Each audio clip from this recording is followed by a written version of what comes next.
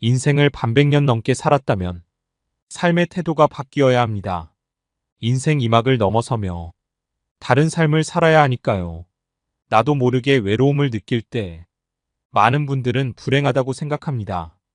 외로움과 불안으로 인해 소중한 시간을 안타깝게 보내기도 합니다. 하지만 대다수의 사람들은 외로움을 느낍니다. 주변에 행복해 보이는 사람들도 속을 들여다보면 모두 외로움을 느끼죠. 외로움을 온전히 받아들이고 고독에서 행복을 찾지 못한다면 평생 번뇌에 시달릴 수밖에 없습니다. 너무 애쓰지 말고 물건이나 대인 관계에 대해 매달리지 말고 주변을 정리해야 합니다. 그동안 너무 남을 의식하고 내 자신을 보살피지 않았다면 이제는 그러지 않아도 됩니다. 타인에게 매달리지 않아야 나의 남은 인생을 더 풍요롭게 살아갈 수 있습니다. 오늘은 쇼펜하우어의 인생론을 통해 나이 들수록 주변을 정리하고 온전한 나로 행복해지는 방법에 대해 들어보려 합니다. 또한 나이 들수록 혼자 행복하게 잘 지내는 사람들의 특징 3가지도 함께 알려드리겠습니다. 인간은 배신하는 존재다. 타인에게 지나치게 반대하지 마라.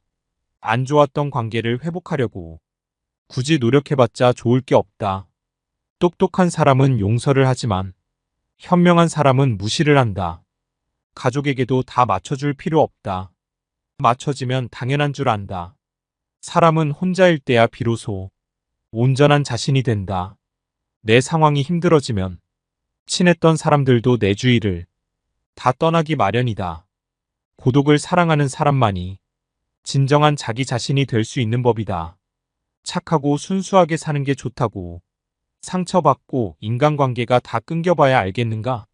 친구는 한순간에 사라지는 것이고 내 자신밖에 없다는 것을 사람을 대할 때 처음에는 일부러 친절하고 계산 없이 대하는 것도 나쁘지 않다. 하지만 상대방이 만약 선을 넘으려고 하는 기색을 주면 그땐 인연을 끊어버리는 것이 좋다. 인간은 태생부터 고독한 존재이고 모든 고통과 번뇌의 원인이 타인과의 관계에서 온다. 타인에게 지나치게 관대하거나 친절하게 대해봤자 상대방은 선을 넘긴다. 주변 사람한테 잘해주기만 하면 고마움을 느끼지 못한다. 원래 친절한 사람이니 이 정도는 괜찮다고 생각하기 마련이다. 그리고 계속 호의를 요구하면서 호의가 권리가 된다. 타인을 도와주고 싶다면 도와줬을 때 고마워하는 사람만 도와줘라. 인간은 항상 위를 보고 살아가는 게 문제다. 언제나 위만 바라보게 되면 사람은 불행해지기 쉽다. 위보다는 아래를 봐라. 지나치게 행복해 보이는 사람은 겉으로만 행복해 보이는 경우가 많다.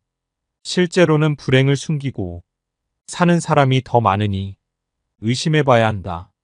이해관계가 달라지면 사람은 배신하고 가면을 쓰는 법이다.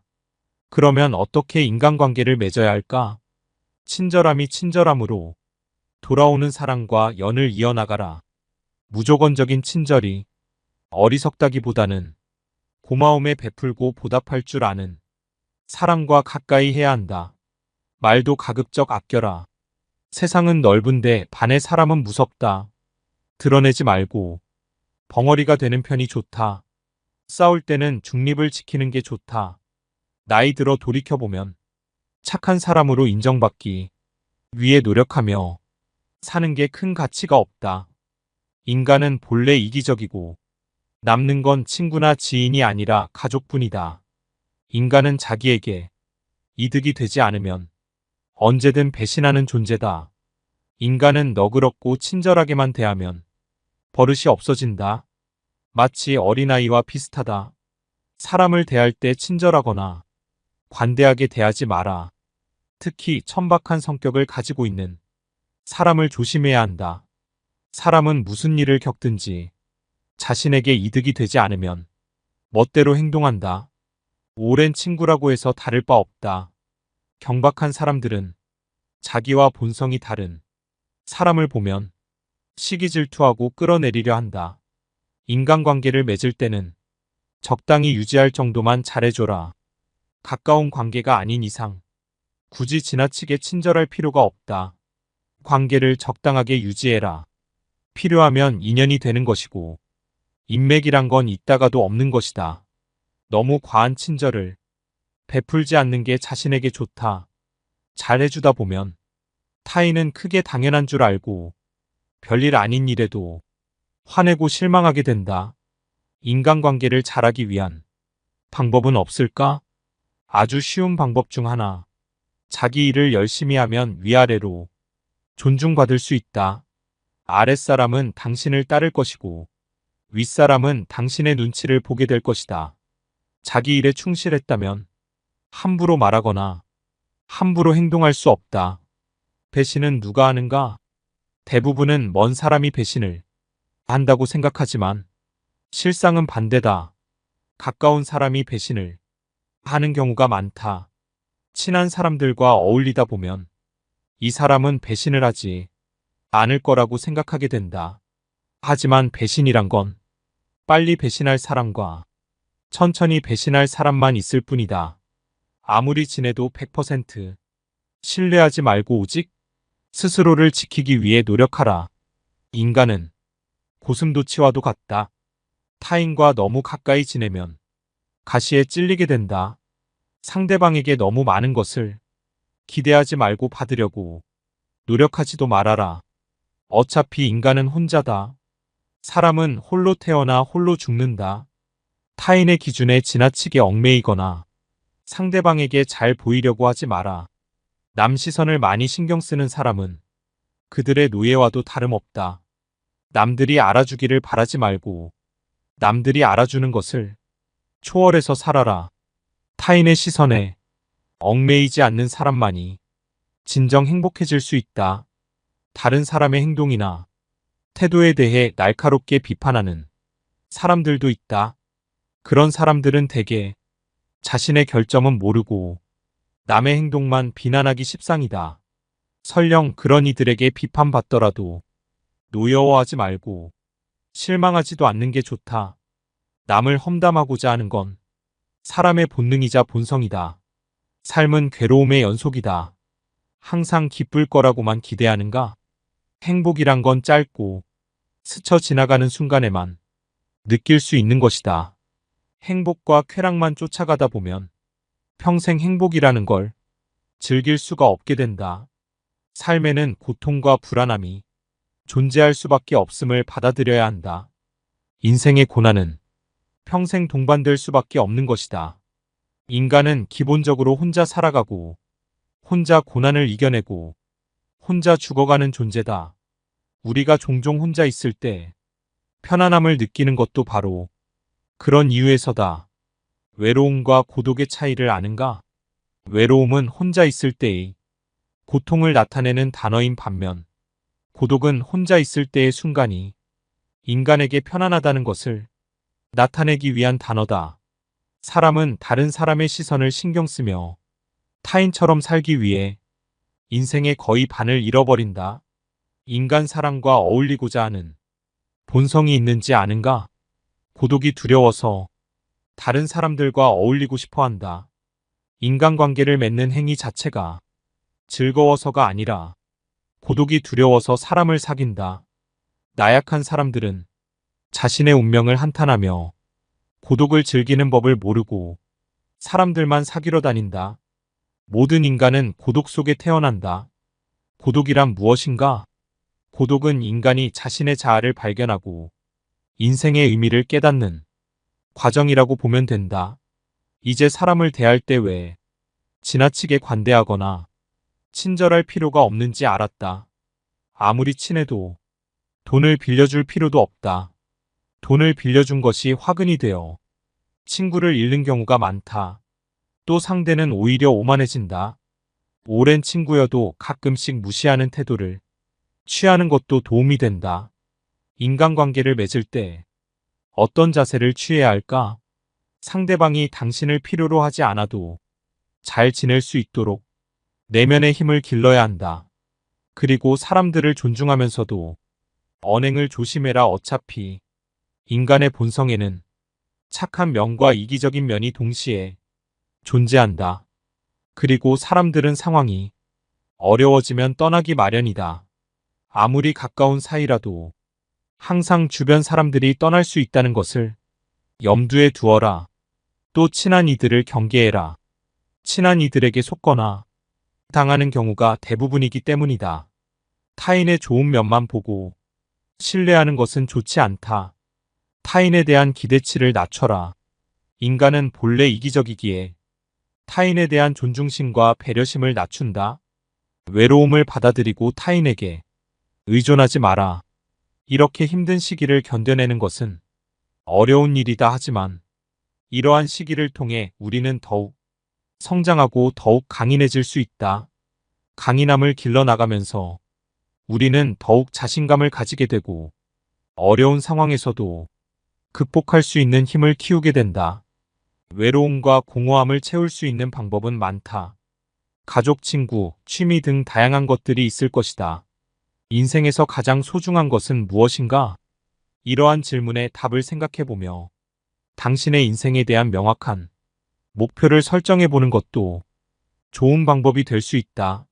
이를 통해 우리는 고통과 외로움을 극복할 수 있는 더 나은 방법들을 찾아낼 수 있게 된다. 강한 사람이란 고독과 외로움을 견뎌내는 사람이다. 그러나 우리는 단지 고독과 외로움을 견뎌내는 것만으로는 충분하지 않다. 더욱 중요한 것은 무엇인지 아는가? 우리는 고통과 고독이 의미를 알고 이를 극복하기 위해 노력하는 사람 되어야 한다. 이를 통해 우리는 더욱 강인하고 더욱 자신감을 가지게 되며 어려운 상황에서도 우리의 인내력과 근성을 발휘할 수 있게 된다. 인생이란 하나의 실험실과도 같다.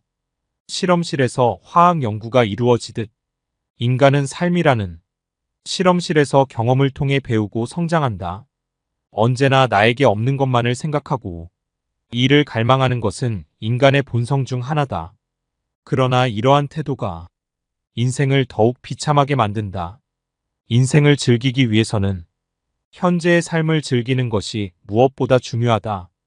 미래에 대한 불확실성은 인간이 직면하는 가장 어려운 문제 중 하나이다.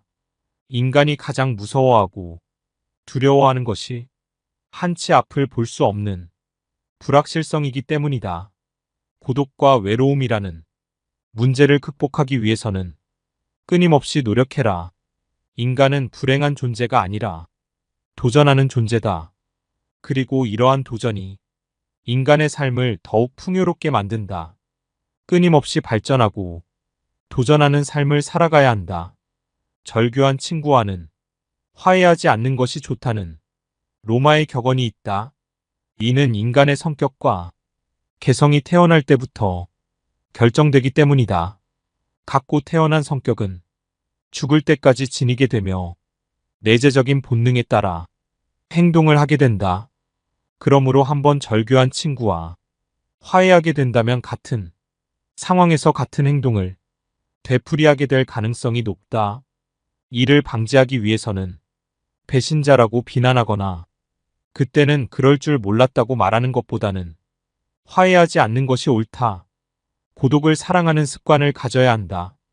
다른 사람들과 다르게 뛰어난 개성을 지닌 사람들은 그러한 성향 때문에 본질적으로 고독에 빠지기 쉽다.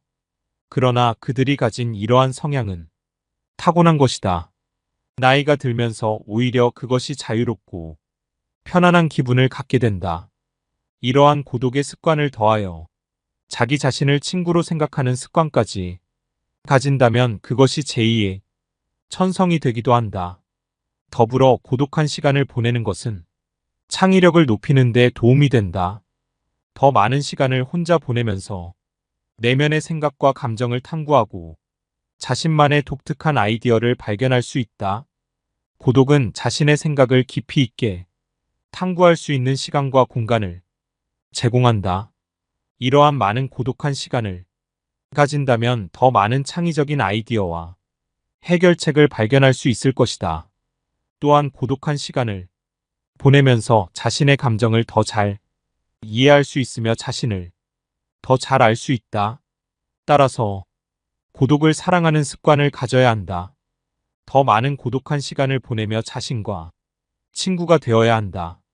이러한 방식으로 고독은 자유롭고 창의적인 삶을 위한 좋은 도구가 될 수 있다. 당연히 젊은 시절에는 고독을 사랑하는 습관을 가질 수 있는 것이 쉽지 않다. 그러나 이제는 그런 마음이 아주 편안하고 간단한 것들이 될 수 있다는 것을 알아야 한다. 고독이라는 마음은 자연스럽게 되는 것이다. 사실 자기 자신 속에 많은 것을 가진 사람은 타인에게 기대지 않는다. 내면의 자아가 텅 빈 사람일수록 외모에서 끊임없는 자기를 찾으려 한다. 그러나 자신의 내면이 풍부하다면 자신의 인생의 주인이 되어 자신의 내면에서도 즐거움과 행복을 찾을 수 있다. 이를 통해 자기 자신을 이해하고 자신의 감정을 인식하고 자신의 생각을 이해할 수 있다. 그리고 외부 세계와 상호작용할 때 더욱 성공적이고 만족하는 인생을 살아갈 수 있다. 우리는 종종 인생에 대해 불평하지만 이것이 인생의 최고의 기회와 선물이 될 수도 있다. 인생을 살아가는 재미와 의미를 발견할 수 있다. 사람을 많이 만날수록 친구가 많을수록 불행해질 수 있는 환경이 주위에 생기게 되는 것은 인간의 본성에 비추어 봤을 때 당연한 일이다. 혼자 지낸다고 해서 당신을 문제 있는 사람이라고 여기지 않는다. 혼자 행복하게 잘 지내는 사람들의 세 가지 특징은 첫 번째, 남의 눈치 안 보고 내 인생을 살아가야 한다. 나이가 들수록 시간이 여유로워지기 때문에 못했던 것들을 하다 보면 외로울 틈이 없다. 무언가를 배우면서 거기서 다양한 사람들과 얘기를 나눌 수도 있고 남은 인생을 설렘으로 살 수 있게 된다. 두 번째, 혼자만의 시간을 즐길 줄 알며 고독을 즐기는 사람들이 인생을 행복하게 살 수 있다. 이러다 보면 자존감도 높아지고 끌려다니는 인생이 아닌 주체적인 인생을 살아나갈 수 있다. 세 번째, 혼자인 것에 감사해야 한다. 우린 혼자여서 외로운 것이 아니라 홀로 서지 못해서 외로운 것이다. 아침에 일어나 따스한 햇살을 느낄 수 있음에 감사하고 물 한 컵 스스로 마실 수 있음에 감사하며 하루 일과를 내 스스로가 주체적으로 움직일 수 있음에 감사해야 한다. 오늘은 쇼펜하우어의 명언과 걸맞는 혼자 잘 행복하게 잘 지내는 사람들의 세 가지 특징에 대해 알아봤어요. 세상의 유일한 내 편인 내가 나를 사랑해주고 아껴주세요. 영상 끝까지 함께하신 모든 분들 건강과 행복이 늘 함께하시길 기원합니다. 감사합니다. 제일 중요한 건 뭐냐면 행복해야 돼. 여러분들 어떻게 좀 행복하세요? 지금? 많이 행복하세요? 네, 맞아요.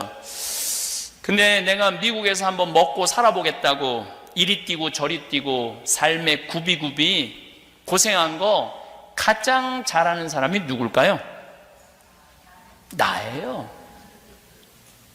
사실은 내가 고생한 거 속속들이 알 수 있는 사람은 이 세상에 한 명도 없어요. 누구밖에 없느냐면 나밖에 몰라요. 그럼 그런 나한테 가장 잘해줄 수 있는 사람은 누굴까요? 역시 나밖에 없어요.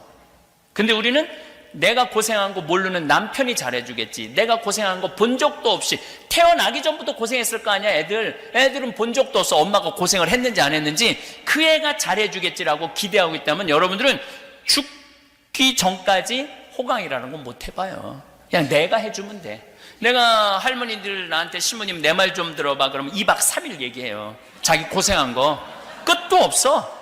그래갖고 내가 이제 그 얘기를 듣고 할아버지한테 한마디 해요. 할아버지, 할머니 이렇게 고생했다는데 할머니한테 잘해주고 계세요? 자, 고생한 거 잘 아세요?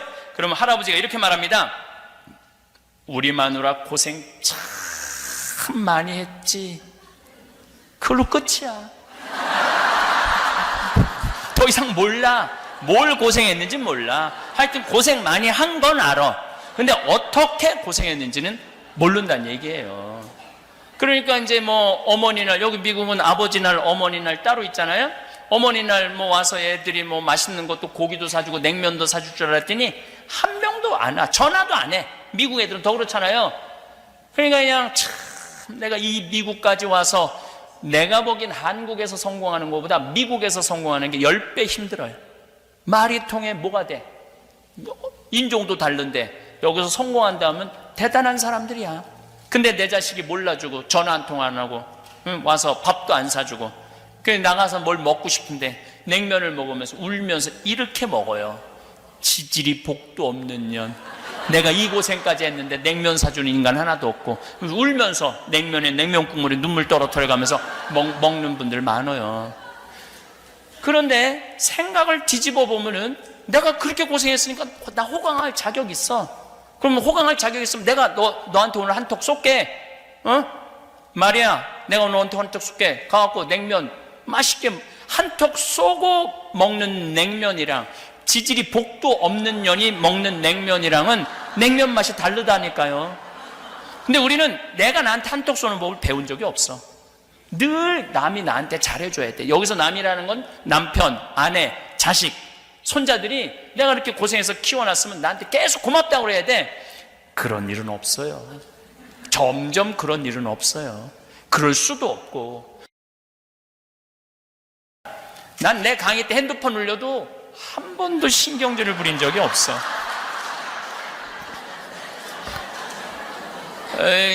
내가 왜 신경질을 안 부리느냐면 내가 30대 때 내가 강의 때 핸드폰 울리면 딱 멈추고 뭐라고 그랬어요.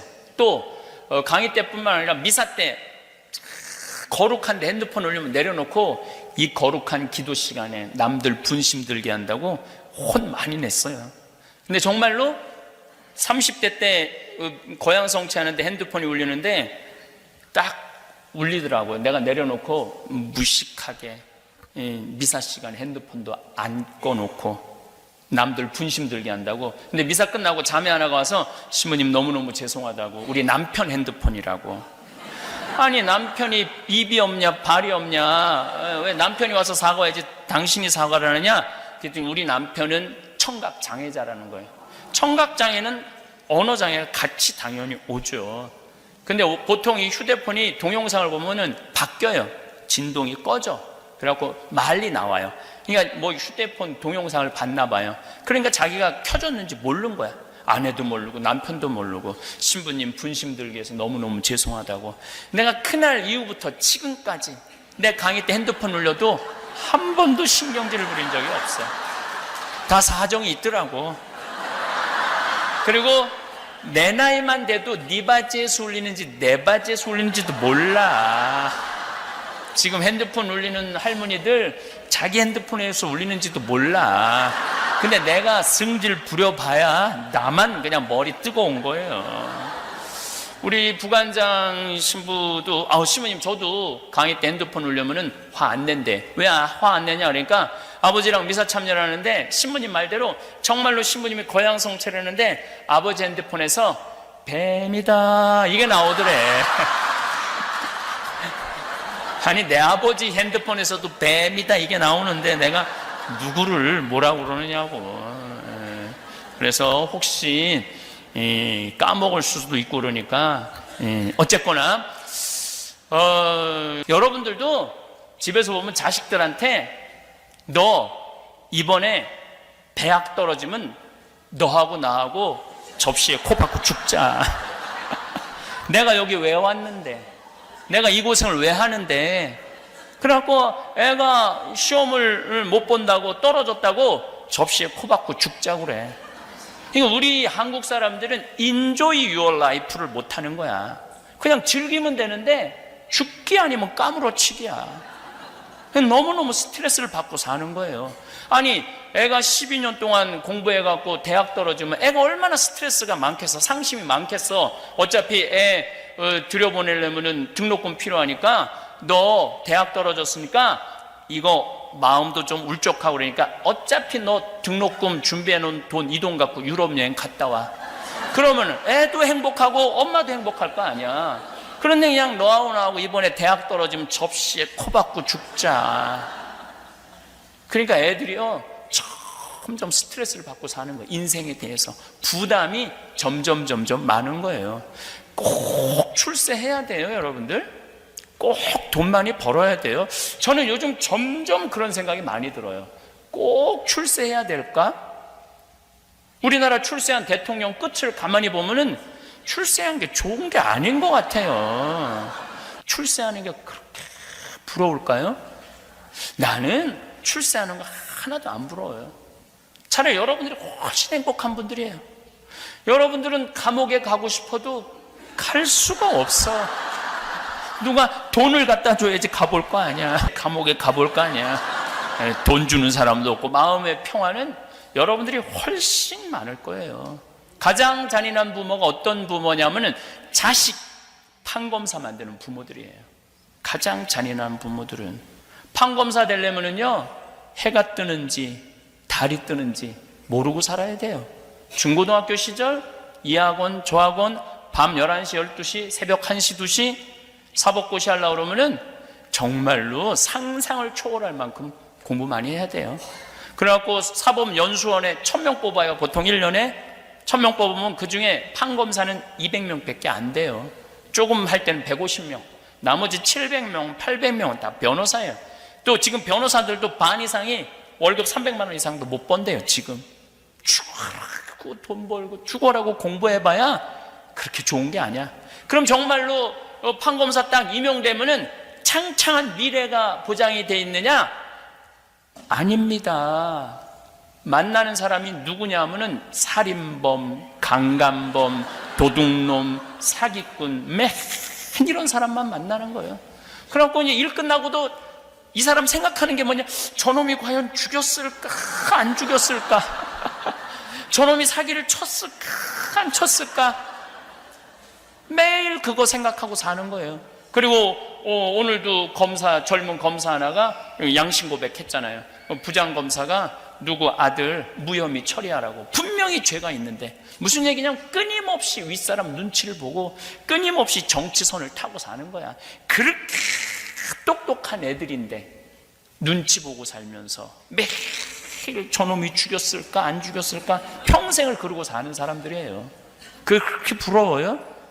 나는 여러분들 부러워할 거 하나 없다고 생각해. 내가 본당 신부 때 전국 학력고사 수석, 서울대 수석, 당일 법대 수석, 그리고 사법고시 수석, 연수원 수석한 아이가 있어요. 근데 얘는 누구나 다 얘는 대법관 후보라고 그랬어요. 근데 얘는 1등으로 사법연수원을 졸업했음에도 불구하고 김앤장 법률회사로, 로펌 회사로 바로 빠졌어요. 온 사람들이 다 놀랐어요. 미친놈이라고. 근데 물어봤어요. 너 왜 출세가 보장돼 있는데 왜 로펌 회사로 빠졌느냐?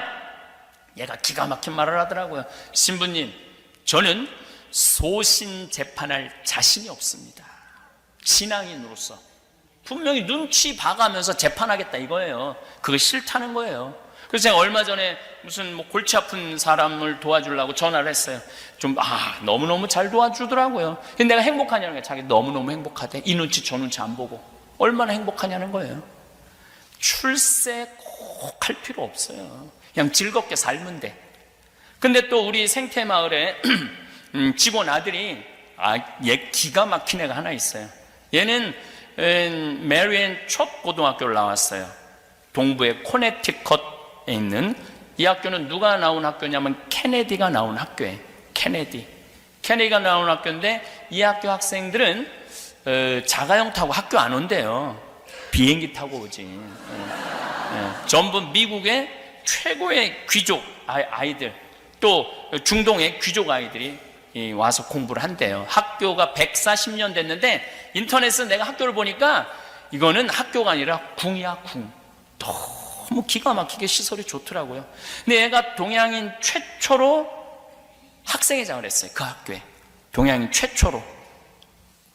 그리고 얘는 콜롬비아 대학 4년 전에 장학생으로 갔고 콜롬비아 대학을 졸업을 했어.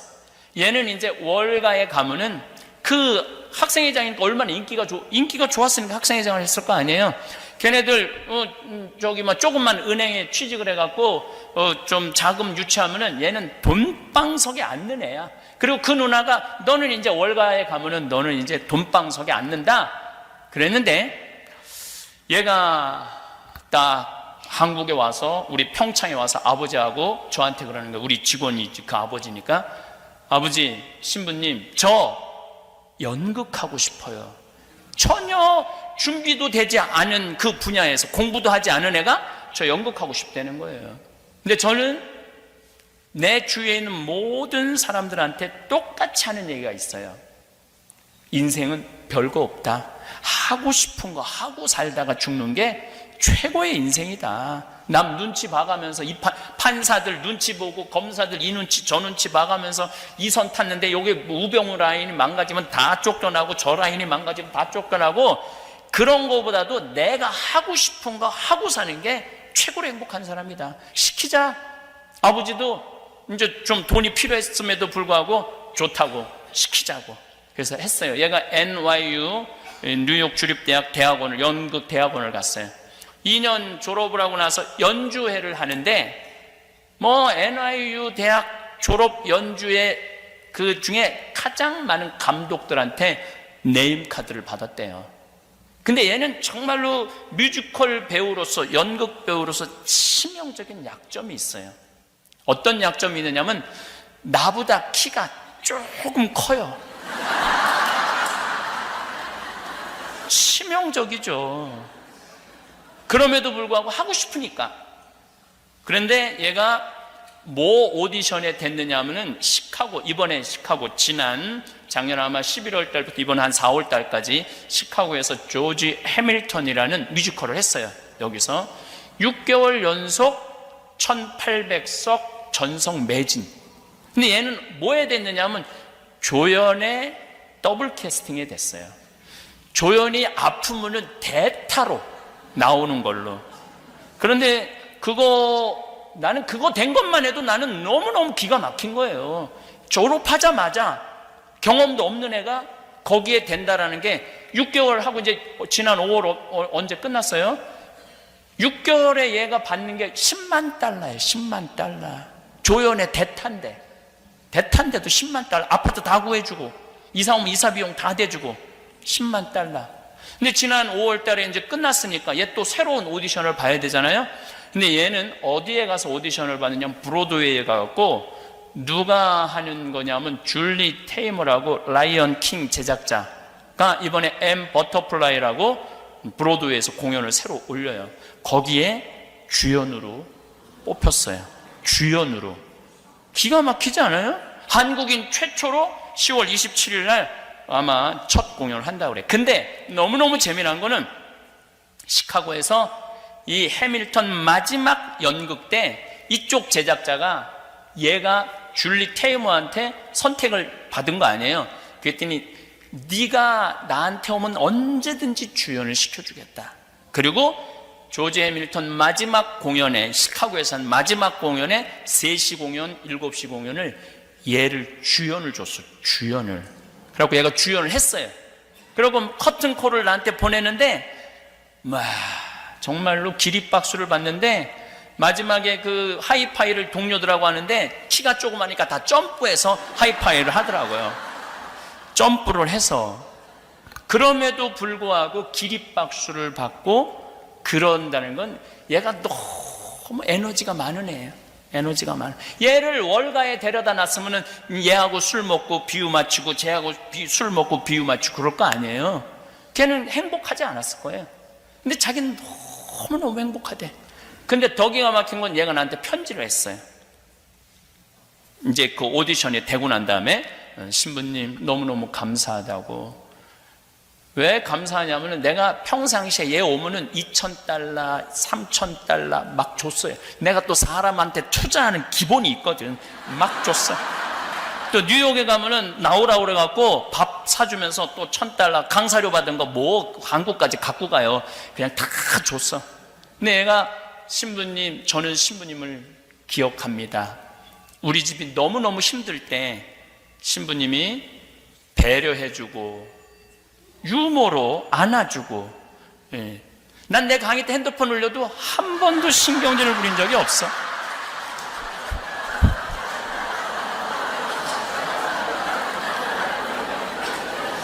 보살펴 주셔서 신부님이 우리 집안을 보듬어 안아, 그렇게 표현은 안 했었지만 얘가 미국에서 태어나니까 한국말을 잘 못하죠. 근데 한국말로 썼어요. 예. 그래서 그 말은 썼어요. 만약에 신부님 없었으면 우리 집은 엎어졌을 거라고. 그건 어디서 배웠는지 엎어졌을 거라고. 예. 너무너무 감사하다고. 자기 미션은 내가 내일 저 휴대폰에 관련된 강의도 할 거예요. 내일 한번 들어보세요. 휴대폰에 관련된 남의 얘기가 아니에요. 이게. 그러면서 자기는 엄마 아빠 용돈 주는 미션. 얘는 미국인데도 엄마 아빠 용돈 많이 주겠다는 거예요. 그리고 또 하나의 미션은 생태마을에 신부님한테 돈 많이 갖다 주는 게 자기 미션이래. 그건 영어로 썼더라고요. I remember that. 딱 이렇게 써놨더라고요. 영어로. 내 기억하고 있다고. 저는 저한테 돈 안 갖다 줘도 돼요. 그냥 그 아이가 그렇게 행복하게 사는 모습을 보면서 아, 인생은 별게 아니구나. 그냥 자기가 하고 싶은 거 하는 게 인생이구나. 만약에 저는 걔가 성공하지 않았다도 행복하다고 그러면 그럼 그걸로 오케이예요. 굳이 성공까지 갈 필요도 없어요. 그냥 자기가 좋아하는 거 하면서 살면 되니까. 저는 제가 신학교 때 중고등학교 때 어머니 아버지가 성당을 안 다녔어요. 내가 신학교 간다고 그랬을 때 반대를 너무너무 많이 하셨어요. 정말 고등학교 3학년 때 학교 공부 끝나고 너무 배고파갖고 라면을 끓이면은 어머니가 거실에 나와서 라면을 뺏어갖고 변기통에 버리셨어요. 너는 라면 먹을 자격 없다고. 신학교 우리 어머니 뭐 옛날엔 다 그랬죠. 서울대 법대 가라고. 실력도 안 되는데 참 부모들은 참 답답해. 자식이 실력이 뭔지도 몰라고 무조건 서울대 법대 가라고. 실력도 안 되는데 먹을 자격 없다고 버리고 그랬어요. 신학교 내내 저를 불만족한 눈으로 바라보셨죠. 근데 요즘은 어머니가 요즘 이제 평화방송 나올 때는 내가 대단한지 몰랐는데 아침마당에 5번을 나오는 걸 보고 아침마당에 5번을 나오는 걸 보고 어머니가 하는 말이 있어요. 내가 저 인생의 앞길을 막았다면 우리 아들 못 했을까? 굉장히 불행했을 거예요. 끊임없이 사제에 대한 그리움, 원망 이런 게 있었을 거예요. 내 아들이 저렇게 좋아하고 전 세계를 돌아다니면서 저렇게 하고 싶은 내가 왜 말렸는지 모르겠다고 너무너무 미안하고 후회된다고. 인생은 하고 싶은 걸 하고 살아야 돼요. 그리고 여러분들 자녀들 공부 못해도 공부를 못하는 건 죄가 아니에요. 공부를 못하는 거. 그리고 되게 공부 못하는 애들이 성격이 참 좋아요. 초등학교 때 보면은 공부 못하는 애들 보면 내일 시험인데도 뜨긋해. 근심 걱정이 없어. 얘는 아무 위기도 못 느끼는데 엄마가 느긋한 애를 보고 하는 말이 있어요. 내가 너 같은 걸 낳고 좋다고 미역국 끓여 먹은 내가 미친년이다. 그 초등학교 4학년, 5학년 애가 당황스러운 거예요. 내가 뭘 잘못했다고 엄마가 미역국 끓여 먹었다고 미쳤다고 그러나? 그리고 애가 막 밥 맛있게 먹으면은 엄마가 또 한마디 해. 밥이 목구멍으로 넘어가냐. 아니 얘가 무슨 죄를 졌다고 밥 먹는 것까지 목구멍으로 넘어가냐. 점점 삐뚤어지는 거야 얘가. 그래갖고 고등학교 3학년 때 보면 괴물이 되는 거. 괴물. 원래 성격 좋은 애들을 계속 엄마가 넌 나쁜 놈이다, 넌 죽일 놈이다, 너 이번에 대학 떨어지면 너하고 나하고 접시에 코 박고 죽자, 이런 얘기를 하니까 애들이 점점 삐뚤어지는 거예요. 공부를 못하는 건 죄가 아니에요. 우리 조카들을 보면은 정말로 6명이 조카가 있는데 다 돌머리예요 애들이야. 우리 조카 6명 중에 내가 그렇게 저지방 대학을 저지하겠다고 저지방 우유를 그렇게 먹였는데도 6명 다 저지방 대학에 나왔어요. 한 명도 빠지지 않고 다 저지방 대학 나왔어요. 서울 안에 들어간 애는 단 한 명도 없어요. 그런데 얘네들이 불행하냐? 너무너무 행복하게 살아요. 돈을 못 버냐? 돈도 너무너무 잘 벌어요. 시집을 못 갔느냐? 시집도 너무너무 잘 가요. 걔네들은 태어나면서부터 계속 초등학교도 행복했어요. 왜냐면 엄마 아빠랑 여름에 맨날 놀러 다녔어. 학원이라는 걸 안 다녔어. 계속 행복해. 중고등학교 때도 스트레스 안 받았어. 계속 행복해. 대학교 때도 저지방 대학 다녔고 스펙 살 일이 없어서 계속 행복해. 대학 다녔어. 계속 행복하게 살았는데 지금도 행복해. 너무너무 신기한 이론이 하나 있어요. 행복한 애가 행복하게 살아요. 어렸을 때 불행하게 지낸 애들은요, 커서도 불행해요. 뭐 판검사 잘난 애들 중에 정신 나간 애들 얼마나 많아요. 길거리에서 성행위하고 자기 혼자 자의행위하고 옷 벗고 뭐 별애들이 다 있어요. 누가 판검사 되는 애들이 그런 애들이 많은 거예요. 삐뚤어 잘한 애들이죠. 공부는 잘했지만은 행복하지 않은 애들이에요. 공부는 잘했지만. 우리 생태마을에 직원이 40명 있어요. 굉장히 오고 싶어 하죠. 취직하고 싶어요. 그런데 제가 강의 중에 공부하기 싫은 애들 다 나한테 데리고 와라. 다 나한테 데리고 와요. 취직시켜달라고. 근데 그 애들은 어떤 상태 애들이냐면은 컴퓨터, 게임 중독, 우울증, 알코올릭, 약물 중독에 걸린 애들이에요. 그러니까 다 망가진 거지. 누가 망가뜨렸냐? 엄마들이 다 망가뜨려 놓은 거예요. 그렇게. 그래갖고 신부님 다 망가뜨려 놓고 나한테 데리고 와서 얘 좀 어떻게 좀 해봐라. 내가 받아주죠.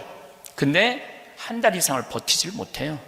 왜냐면 계속 걔네들은 불행했기 때문에 이 행복한 사람들 속에 섞일 수가 없는 거예요. 그러니까 어렸을 때 불행하게 자라면 커서도 불행할 수밖에 없어요. 우리 누나 아들이 첫째 조카인데 얘도 저 지방대학 나왔어요. 근데 얘는 결혼도 너무너무 잘했고 애들한테도 너무너무 잘하고, 그리고 놀라운 거는 연봉 1억이 넘어요. 돈을 1억 이상 벌어요. 애가 행복하니까 뭘 해도 잘 돼. 행복한 애들은 뭘 해도 잘 되게 돼 있어요. 근데 우리 큰형 아들이 이번에 대학을 졸업, 우리 조카들은 특징이 있어요. 단 한 명도 직장 생활하는 애들이 없어요. 왜냐하면 원서를 넣을 수가 없어. 원서를 넣을 수가 없어. 내가 뭐 웃기자고 하는 얘기가 아니에요. 진짜 애들이 머리가 나빠요. 그냥 직장 생활 할 수가 없어. 근데 이번에 다섯째도 대학을 2월 달에 졸업을 하는데 그 제일 큰 형, 연봉 1억이 넘는 형이, 야, 내가 이 사업을 해보니까 이게 블루오션이다. 너 이거 한번 해봐라. 여기저기 괜히 원서 넣어갖고 100번, 200번 떨어지지 말고. 근데 제가 5년 전에 우리 형제들하고 이런 얘기를 했어요. 우리 애들 머리 나쁘다. 직장 생활 못한다. 할 수 있는 건 가게 사업이다. 그러려면 애들 자본이 필요한데 느닷없이 해달라고 그러면 부모 힘들 거 아니냐. 걔를 모으자. 그래서 우리가 4형제가 한 달에 400만 원씩 모았어요. 1년이면 5천만 원, 5년 모았으니까 2억 5천. 그러니까 애들이 가게 한다고 그러면 다 대주는 거야. 니네들 은행 가지 말아라. 우리 사랑의 황씨 통장 이름이 사랑의 황씨 통장이야. 그 통장 이름이 거기서 다 대주는 거야. 근데 이번에 다섯째도 다 조사를 해갖고 나한테 딱 리포트를 했더라고요. 보니까 괜찮아. 들어가는 돈이 얼마냐? 7,800이래. 오케이, 대줄게. 돈이 있으니까 딱 대줬어요. 근데 첫 달에 걔가 벌은 돈이 650만 원이래. 근데 내가 7월 달에 나오는데 6월 달에 얼마를 벌었는데 1,250만 원을 벌었대. 1,250만 원. 그 얘는 어렸을 때부터 계속 놀았어. 걔가 유일하게 부모한테, 할머니한테 맞은 거는 미사 빠진 거. 우리는 미사 빠지면 용서를 안 해요. 할머니가 2단 옆차기를 날려요. 그래서 애들이 우리 할머니 태권도 했어? 막 그래요. 미사 빠진 거. 그거 얘는 공부 못하는 건 절대 뭐라고 안 그래. 얘는 어렸을 때부터 쭉 행복하게 지내고, 중고등학교 때도 공부 스트레스 안 받고 행복하게 지내고, 대학교도 행복하게 지내고, 돈도 행복하게 버는 거야. 그래, 삼촌, 나 이거 너무너무 잘한 것 같아. 왜? 우리 친구들 지금 계속 제대로 그 대학에 나와갖고 뭐 한 명인가 2명 취직했대. 40명이 한과인데. 근데 나는 벌써 사장 아니야. 그리고 얼마나 많이 벌어. 그러니까 어렸을 때 공부 쭉 죽어라 해갖고 SK 삼성 들어가 봐야 연봉 5천도 안 돼요. 근데 얘는 연봉 1억이 거의 될 거라는 거야. 그러니까 누가 더 행복한 거야? 난 얘가 훨씬 행복하다고 생각해. 여기에는 심성이 정말로 바르게 자라는 조건이 있어. 그랬더니 한국에서는 할머니가, 내 강의를 쭉 듣더니 할머니가 그 아이템이 뭐예요? 이런 할머니가 있더라고요. 아이템이 중요한 게 아니라 행복한 애가 해야지 돈을 버는 거예요. 불행한 애가 하면은 언젠간 망가지게 돼 있어요. 제일 중요한 건 뭐냐면 행복해야 돼. 여러분들 어떻게 좀 행복하세요? 지금? 많이 행복하세요? 네, 맞아요. 근데 내가 미국에서 한번 먹고 살아보겠다고 이리 뛰고 저리 뛰고 삶의 굽이굽이 고생한 거 가장 잘하는 사람이 누굴까요? 나예요. 사실은 내가 고생한 거 속속들이 알 수 있는 사람은 이 세상에 한 명도 없어요. 누구밖에 없느냐면 나밖에 몰라요. 그럼 그런 나한테 가장 잘해줄 수 있는 사람은 누굴까요? 역시 나밖에 없어요. 근데 우리는 내가 고생한 거 모르는 남편이 잘해주겠지, 내가 고생한 거 본 적도 없이 태어나기 전부터 고생했을 거 아니야. 애들은 본 적도 없어. 엄마가 고생을 했는지 안 했는지. 그 애가 잘해주겠지라고 기대하고 있다면 여러분들은 죽기 전까지 호강이라는 건 못 해봐요. 그냥 내가 해주면 돼. 내가 할머니들 나한테 신부님 내 말 좀 들어봐 그러면 2박 3일 얘기해요. 자기 고생한 거 끝도 없어. 그래갖고 내가 이제 그 얘기를 듣고 할아버지한테 한마디 해요. 할아버지, 할머니 이렇게 고생했다는데 할머니한테 잘해주고 계세요? 자, 고생한 거 잘 아세요? 그러면 할아버지가 이렇게 말합니다. 우리 마누라 고생 참 많이 했지. 그걸로 끝이야. 더 이상 몰라. 뭘 고생했는지 몰라. 하여튼 고생 많이 한 건 알아. 근데 어떻게 고생했는지는 모른다는 얘기예요. 그러니까 이제 뭐 어머니날, 여기 미국은 아버지날, 어머니날 따로 있잖아요. 어머니날 뭐 와서 애들이 뭐 맛있는 것도 고기도 사주고 냉면도 사줄 줄 알았더니 한 명도 안 와. 전화도 안 해. 미국 애들은 더 그렇잖아요. 그러니까 그냥 참 내가 이 미국까지 와서 내가 보기엔 한국에서 성공하는 것보다 미국에서 성공하는 게 10배 힘들어요. 말이 통해 뭐가 돼? 인종도 다른데 여기서 성공한다면 대단한 사람들이야. 근데 내 자식이 몰라주고 전화 한 통 안 하고 와서 밥도 안 사주고 그냥 나가서 뭘 먹고 싶은데 냉면을 먹으면서 울면서 이렇게 먹어요. 지질이 복도 없는 년. 내가 이 고생까지 했는데 냉면 사주는 인간 하나도 없고 울면서 냉면에 냉면 국물에 눈물 떨어뜨려가면서 먹는 분들 많아요. 그런데 생각을 뒤집어 보면은 내가 그렇게 고생했으니까 나 호강할 자격 있어. 그러면 호강할 자격 있으면 내가 너한테 오늘 한턱 쏠게.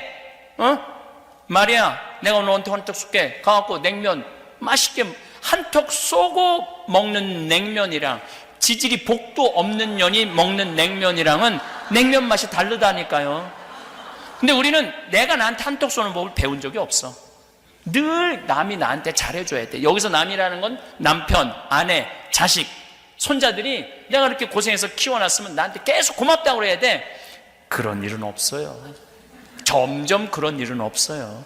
그럴 수도 없고. 제가 23년 전에 평택 비전동에 본당 신부로 발령을 받아갔어요. 31년 전 얘기예요. 21년 전 얘기예요. 근데 31살에 본당 신부로 발령을 받아갔는데 신자가 3,500명이야. 내가 얼마나 열심히 살았느냐 하면 3,500명 세례명을 다 외웠어요. 그래갖고 성처형 해줄 때 마리아 그리스도의 몸, 요셉 그리스도의 몸, 데레사 그리스도의 몸 이렇게 세례명을 부르면서 그 모든 사람 성체를 다 영해줬어요. 그러니까 우리 교우들은 미사를 못 빠졌어. 한 주간 빠지면 다음 주에 데레사 왜 지난주에 성당 안 나왔어? 그냥 직접 데레사 왜 성당 안 나왔어? 다 외우니까 그거를 그렇게 열심히 살았어요. 근데 딱 2년이 지났는데 주교님께서 저한테 진살이라고 신자 200명밖에 안 되는, 벌써 이름도 진살이잖아. 진살이. 네. 평택 평야가 내려다 보이는 농사 짓는 사람들 거기에 성당을 분가하라는 거예요. 나도 신설 성당에 본당 신부인데, 초대 본당 신부인데 뭐 성당에 할 게 얼마나 많아요. 마이크도 다시 해야 되고 뭐 건물도 다시 다 해야 되고 십자가도 뭐 너무너무 일이 많은데 분가를 하라는 거예요. 그래도 어떻게 주교님 명이니까 그래서 땅을 보러 다녔죠. 근데 우리 성당은 3,500명인데도 성당터가 850평이에요. 근데 내가 그 200명을 분가하기 위해서 본 성당터는 몇 평이냐면 3,200평이야. 3,200평이면 얼마나 넓으냐면 초등학교가 2,000평이야. 여러분들 한국에서 다니던 그 초등학교 있죠? 그게 2,000평이야. 그거보다 한 배 반이 더 커. 그럼 얼마나 큰 땅이에요. 근데 성당에 돈이 어디 있어요? 성당에서 모아보니까 2억이야. 그때 아파트가 한 채 7천만 원이었어요. 7천만 원. 그 돈이 없으니까 어떻게 땅은 사야 되겠고. 그래서 첫 본당 신부님한테 전화드렸죠. 신부님, 저 성당 분가해야 되는데 돈이 부족합니다. 저 돈 좀 꿔주세요. 얼마가 필요한데 2억이 아파트 세 채 값이죠. 2억이 부족합니다. 그랬더니 이 신부님께서 1초도 주저하지 않으시고 내일와 내가 꿔줄게 딱 그러더라고요. 내가 또 인간관계가 또 참 좋아요. 내가 생각해도 인간관계가 너무 좋아. 그래서 다음날 올라갔더니 1억짜리 수표를 2장을 딱 끊어 놓으셨어요. 집 세 채 값을 안주머니에 넣고 운전하고 1시간 반을 내려오는데 차 안에서도 두리번거렸어요. 이 돈 훔쳐가는 놈 없나. 차 안에서 아마 그런 기분 난 지금 그때 그 가슴 뛰는 게 아직도 기억에 나요. 그렇게 가슴이 설레고 무섭고 내가 막 벌벌벌벌 떨면서 땅 계약을 했어요. 땅 계약을 해놓고 회장님들한테 발표를 했죠. 땅을 샀다. 회장님들이 난리가 난 거야. 200명 분가하는데 우리는 850평밖에 안 되는데 그 큰 땅이 왜 필요하냐. 젊은 신부가 간도 크지. 왜 우리하고 상의도 안 하느냐. 상의 안 한 이유가 있어. 상의하면 땅값 뛸까 봐. 비밀리에 한 거죠.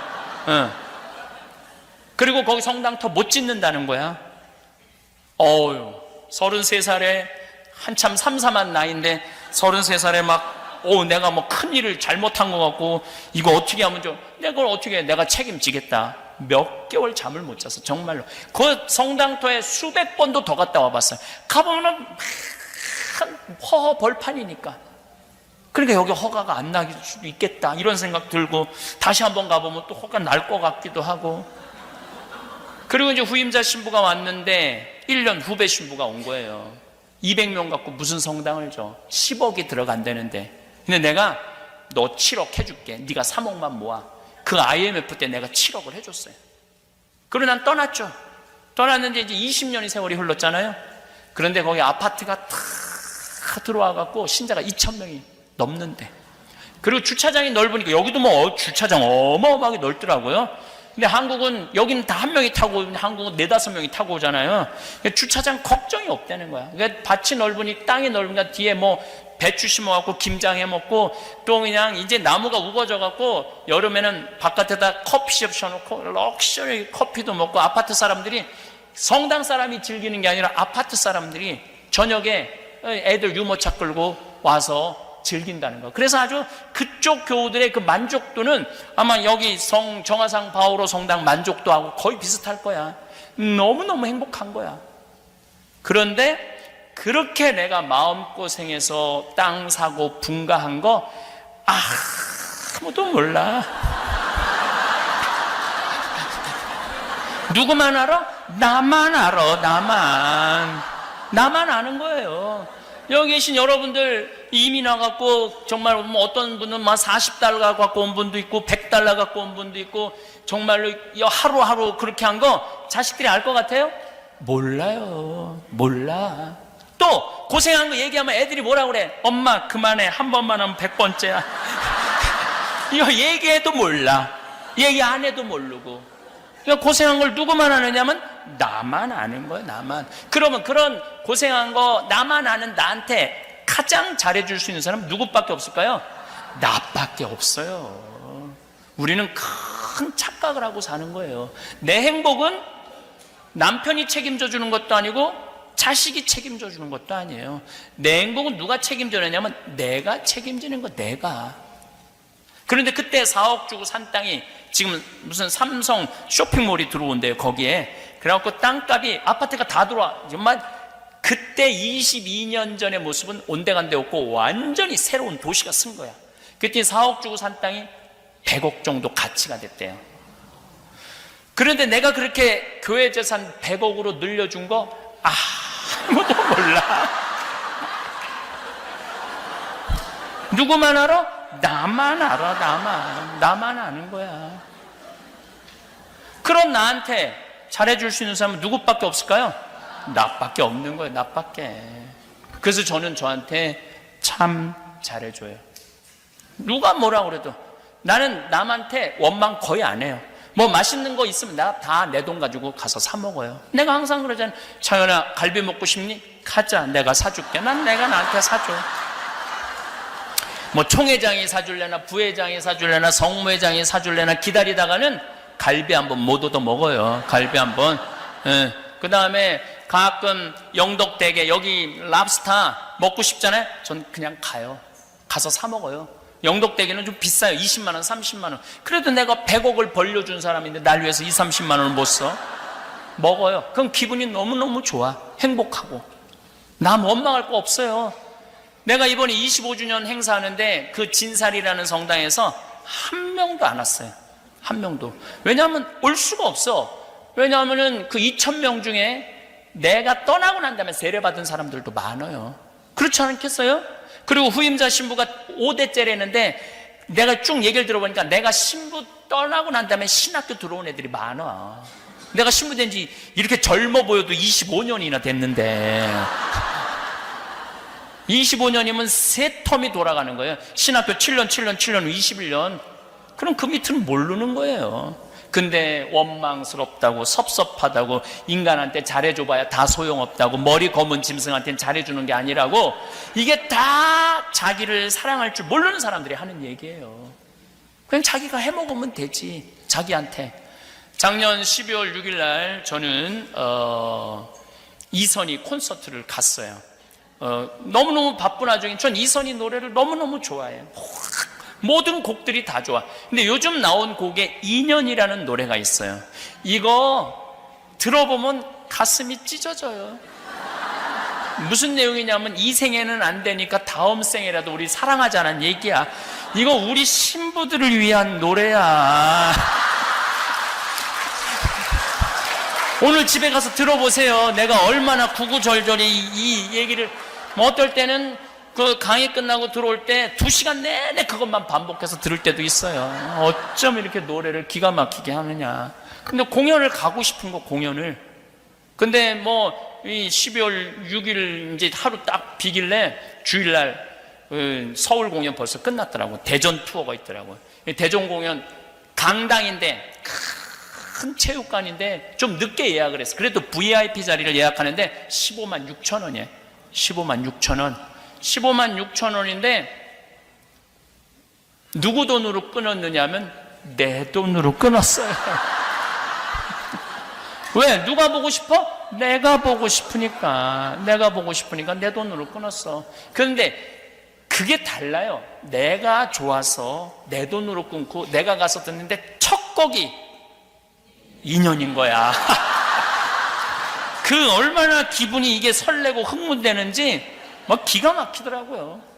여러분들도 조용필 씨 혹시 여기 오면은 꼭 공연 가세요. 네? 공연을 왜 가야 되느냐면은 이제 조용필도 노래 부를 날이 얼마 남지 않았어. 여러분들의 문제가 아니라. 그러니까 그 기가 막힌 공연 가보면은 막 흥분되고 너무너무 좋다는 거예요. 그래서 하고 싶은 거 하세요.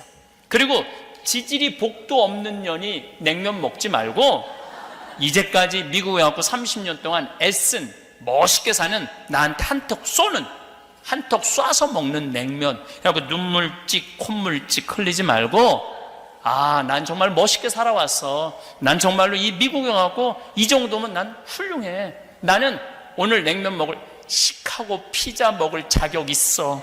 진짜 맛있더라고요. 시카고 피자. 아마 할머니들도 입맛에 그렇게 그 토마토 올려놓은 것도 정말 맛있더라고요. 그래서 사서 드세요. 그럼 애들이 엄마 네가 알아서 먹어. 나도 내가 알아서 먹을 테니까 네가 알아서 먹어. 네 인생 네가 알아서 살아. 내 인생 내가 알아서 살 테니까. 그래서 여러분들 이제 여러분들한테는 남은 인생 행복하고 즐겁게 사는 일만 생각하세요. 자식들 손자들 걱정하지 말고. 여러분들 여기 미국 올 때 환경이랑 지금 자식 손자들 환경이랑 비교해봐요. 어때요? 상상도 할 수 없고 비교도 할 수 없어요. 근데 뭐하러 걔네들 걱정을 하고 앉아있어. 지금 답답할 때가 많아요. 보면은. 그러니까 여러분들 건강이나 보살피세요. 근데 이 건강에 제일 권하는 게 뭐냐면 청국장 가루야.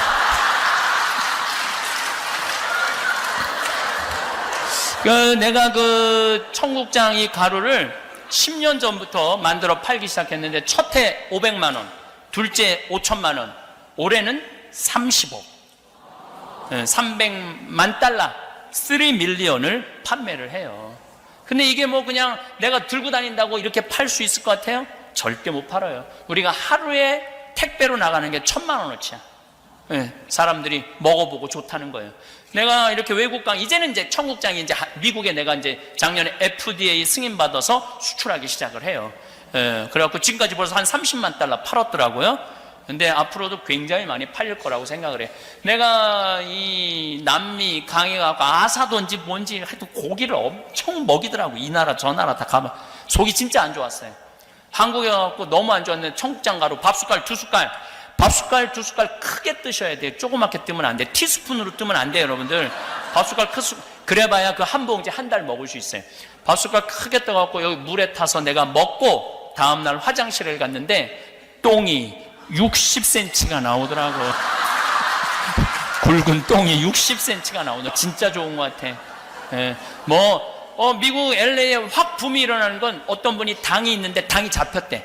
그래갖고 뭐 이분 저분 다 사준대. 고혈압도 마찬가지지만. 내가 이렇게 전화를 받아보면은요, 가끔 직원들이 너무 바쁘면 나도 전화를 받거든요. 생태마을에서. 한 분이야. 3-4명을 꼭 물어봐요. 저 천주교 신자 아닙니다. 천주교 신자 아닌데 어떻게 주문했냐 그러니까 너무 또 마침 수원에 우리 정작 꽃매라고 우리 집 동네야. 제가 너무너무 아파갖고 이제 쓰레기를 버리러 나가는데 쓰레기 버리러 온 자매한테 나는 너무너무 아프다고 그랬더니 그 자매가 그러더라고. 청국장 가루 먹으라고. 생태마을에서 만드는. 그래서 이끈저끈 잡아본다고 그 청국장 가루를 사다 먹기 시작했대요. 온 집안의 약을 다 갖다 버렸대. 신부님 너무너무 감사하다고. 난 우리 교우들은 복음을 전하라고 그랬더니 청국장 가루를 전하고 있어. 전하려면 복음을 전해야지. 제가 성서 강의하는데 그 학생 중에 한 명이 우리나라 고려대학교 대학병원 약학장이야. 교수죠. 당연히 약사고. 근데 나한테 하루는 찾아와서 신부님 저는 신장의 하나를 기능을 못합니다. 그리고 하나는 52%밖에 기능을 못합니다. 약사니까 아주 자기 몸에 대해서도 너무 잘 설명을 하더라고요. 제가 피곤하면 화장실에 가면 콜라 색깔이 나옵니다. 신장은 좋아지는 경우가 없습니다. 점점 55살, 6살쯤 되는데 점점 안 좋아지다가 마지막엔 투석을 하게 되는 경우입니다. 근데 약으로는 안 되니까 건강식품을 찾아봤대요. 근데 우리 생태마을에 청국장이 K2라는 성분이 있대. 그게 신장에 좋대요. 그래갖고 본인이 FDA 승인받은 거 보내라고. 그거 완전히 영어로 된 건데 딱 받아보더니 단백질 변형도 너무 잘 돼 있고 철분 함량이 너무너무 많다는 거예요. 이 철분이 이 50대 60대 된 주부한테 최고 필요한 게 철분이라고 그러더라고요. 철분 함량이 너무 많아갖고 자기가 먹기 시작을 했는데 3달을 먹었는데 52% 기능밖에 못하던 게 64%로 올라갔다는 거예요. 신부님 제가 이 리포트 드릴 테니까 온 세상 사람들한테 얘기하세요. 제가 그래도 전문가입니다. 정말로 좋은 청국장 이렇게 만들어서 판매해 주셔서 너무너무 감사하다고. 내가 그 청국장 갖고 왔어요. 바깥에 나가셔서 사시면 돼요. 그런데 이 때가 기회라고 지금 500개를 보냈는데 다 팔렸대 벌써.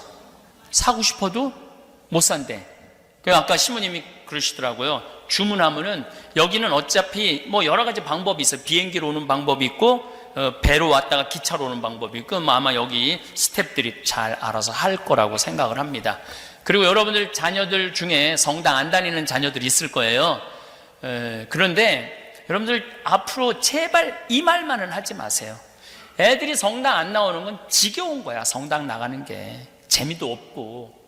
근데 안 그래도 나가기 싫은데 늙은 엄마가 머리 하얗고 이마 쭈글쭈글한 할머니, 웃어도 괜찮은 엄마가 성당 나가라 할 때 어떻게 하면서 성당 나가라고 그러는지 알아요? 성당 좀 나가. 안 그래도 나가기 싫은데 늙은 엄마가 인상 쓰면서 성당 좀 나가 그러면 더 나가기 싫어요. 그러니까 오늘 이후부터 그건 선교가 아니야. 더 성당에서 밀어내는 거야. 사실은 정말 여러분들 자식들한테 선교하고 싶다면 애들이 오잖아요. 이렇게 말해야 돼요. 나는 하느님을 믿어서 너무 행복하다. 그리고 나는 오늘 이후부터 지질이 복도 없는 년이니 냉면 먹지 않고 이 미국에 와서 훌륭하게 산 나한테 내가 쏠 거다. 난 너무너무 감사하다. 난 너무너무 사는 게 즐겁다. 난 대통령, 니네들 대통령 안 되는 거 안 만드는 거 난 너무 훌륭하게 생각한다. 만들면 너희도 총 맞아 죽거나 뛰어 죽거나 감옥에 가거나 할 텐데 내가 너희들 얼마나 훌륭하게 키웠냐. 난 엄마는 너무너무 행복하다. 하느님 믿어서. 그리고 여러분들이 죽잖아요. 그럼 애들이 살다가 지칠 때 엄마가 하느님 믿어서 늘 행복하다고 그랬지. 엄마 항상 충만하게 살다가 세상을 떠났지. 나도 신앙을 가져야 되겠다. 그리고 성당 나가는 거예요. 근데 그냥 밑도 끝도 없이 성당 좀 나가. 그럼 안 나가요. 예. 일회용품을 제일 많이 쓰는 나라가 일본, 우리나라, 프랑스예요. 일회용품. 일회용품에 많은 문제가 있어요. 일회용 컵라면, 일회용 거, 랩으로 씌워진 거. 하여튼 일회용품 좋아하는 건 문제가 있어요. 더욱이 내가 참 우리나라 사람들 참 대단하다는 생각 정말 많이 하는 게 어떻게 알루미늄 호일로 우리는 너무 좋아해요. 알루미늄 호일. 그게 알루미늄이야. 알루미늄은 중금속입니다. 중금속. 그런데 삼겹살 구워 먹을 때 어떻게 해? 알루미늄 깔고 거기다가 막 지글지글 막 끓여서 눌러붙으면 그거 떼어서 먹잖아요. 이 보통 용기가 아니에요. 무슨 김밥을 싸도 뭘로 싸? 알루미늄을 싸고, 뭐 샌드위치를 싸도 알루미늄으로 싸고. 얼마 전에도 보도에 나왔죠. 알루미늄 문제가 많다고. 근데 우리는 그냥 아무 생각 없이 하는 거예요. 여러분들 유럽에 가면 빵 가게에 알루미늄으로 싸주는 빵집이 어디 있어요?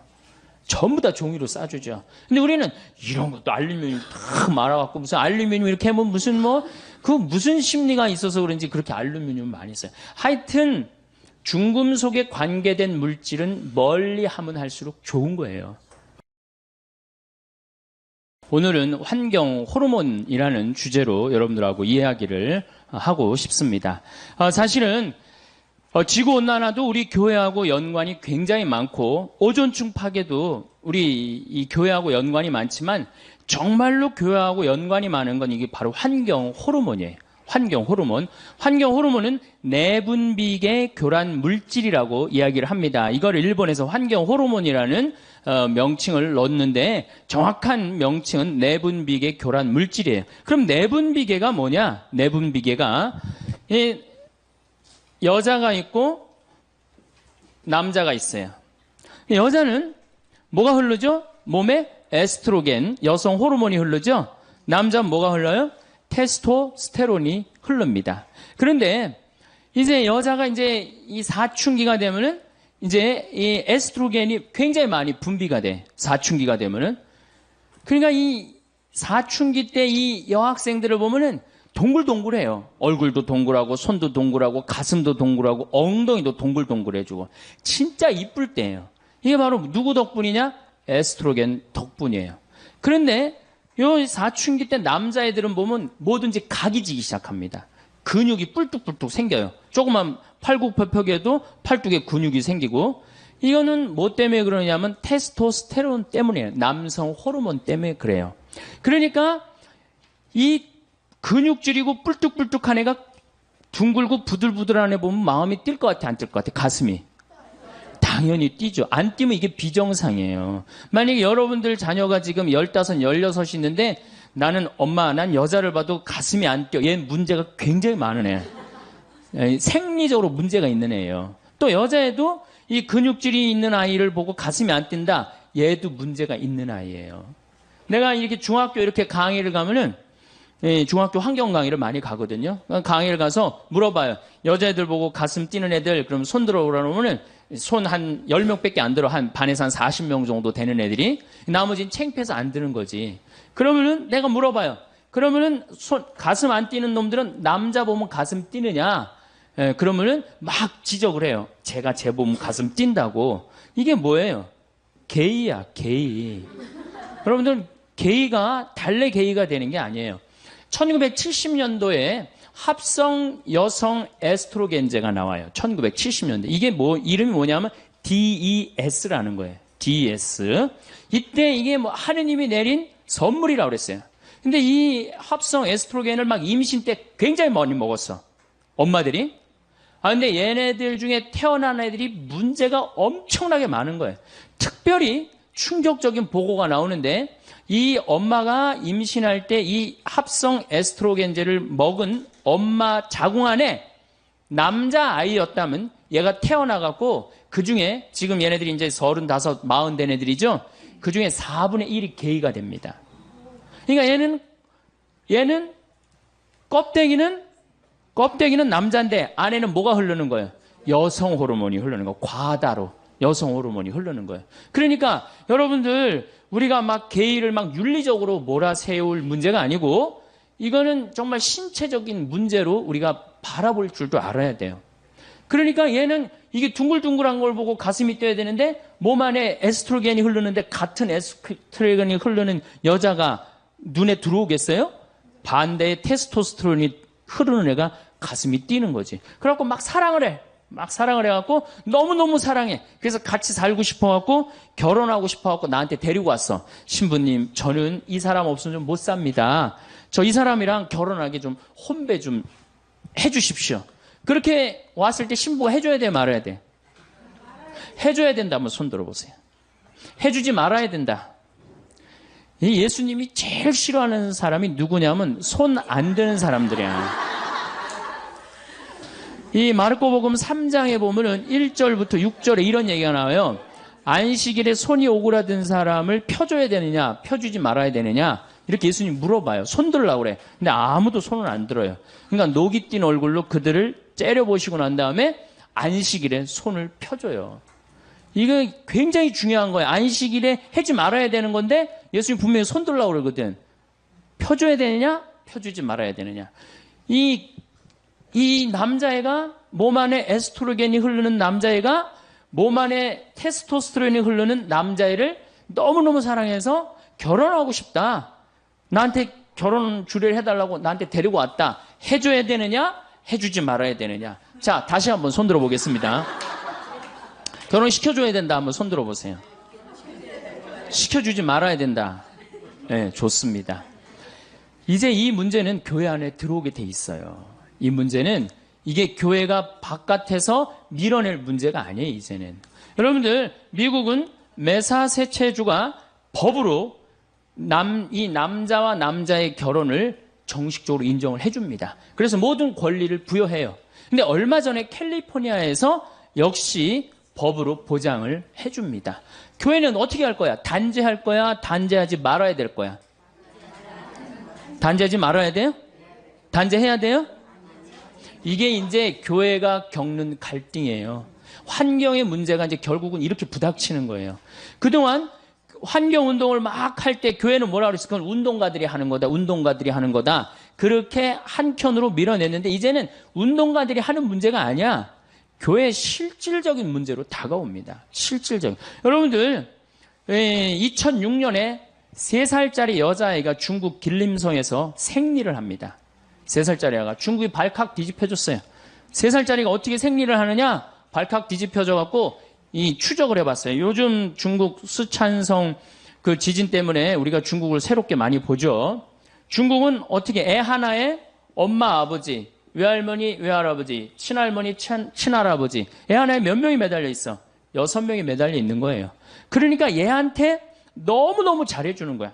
그러니까 그냥 좋은 거, 맛있는 거, 뭐 이런 거, 치킨, 고기, 1살, 2살, 3살 때 막 먹인 거야. 근데 여러분들 모든 고기에는 육질을 부드럽게 하기 위해서 합성 에스트로겐제가 들어가요. 그러니까 그런 고기를 계속 먹으니까 몸 안에 어떻게 돼? 에스트로겐제가 과다 축적이 된 거예요. 그러니까 3살 때 생리를 하는 거예요. 여러분들 내가 이 목욕탕에 가보면 남자애들이요 문제 있는 애들 굉장히 많습니다. 초등학교 5학년, 6학년 된 아이들인데 분명히 남자야. 근데 몸매는 여자애들 많아요. 유방이 나오는 아이들 굉장히 많아요. 남성의 10%가 유방이 나온다고 그러잖아요. 뭐 때문에? 고기 많이 먹어서 그래요. 고기. 요즘 뭐 소고기 안 먹으면 돼. 그거 좋을 거 하나 없어요. 고기 많이 먹고 또 성기 외소증이 있는 아이들도 굉장히 많아요. 성기 외소증. 이게 다 뭐 때문에 그래요? 환경 호르몬 때문에 그래요. 내분비계 교란 물질 때문에 그래요. 이 내분비계 교란 물질이 이게 멀리 있는 게 아닙니다. 지구상에는 약 10만 종의 화학 물질이 있어요. 인간이 만들어낸 10만 종의 화학 물질이 있는데 그중에 우리가 지금 생활 안에 쓰는 게 4만 종이야. 4만 종. 그러면 그 화학 물질이 뭐가 있겠어요? 자, 우선 이 강의실 안을 우선 봅시다.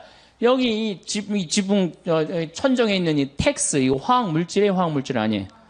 화학 물질이죠. 여러분들 샴푸할 때 파마할 때 쓰는 약, 화학 물질이에요, 화학 물질 아니에요? 화학 물질이에요. 그 미용실에서 근무하는 분들이 불임률이 다른 사람들보다 2배가 높습니다. 화학 물질 속에서 살기 때문에 그래요. 여러분들 책상 지금 여기 이게 MDF라는 건데 이거 뒤집어 씌우고 이 코팅하고 이거 화학 물질이 화학 물질 아니에요?